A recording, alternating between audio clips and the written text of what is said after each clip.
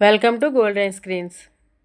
తెలుగువారంతా అన్నగారు అని ఆప్యాయంగా పిలుచుకునే మహానటుడు శ్రీ నందమూరి తారక రామారావు గారు.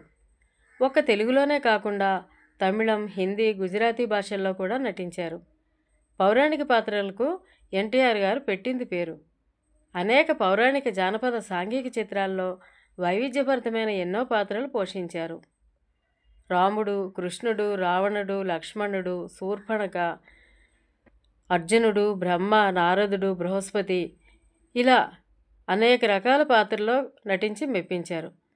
రాముడు, కృష్ణుడు అంటే ఇలాగే ఉంటారేమో అన్నంతగా ప్రేక్షకుల మదిలో నిలిచిపోయారు ఎన్టీఆర్ గారు. చెన్నైలో ఉన్నప్పుడు తిరుపతి వెంకన్న దర్శనానికి వెళ్ళిన యాత్రికులు చెన్నై వెళ్ళి రామారావు గారిని దర్శించుకోకుండా తిరిగి వచ్చేవారు కాదట. అంతగా ప్రేక్షకుల గుండెల్లో నిలిచిపోయారు వారు.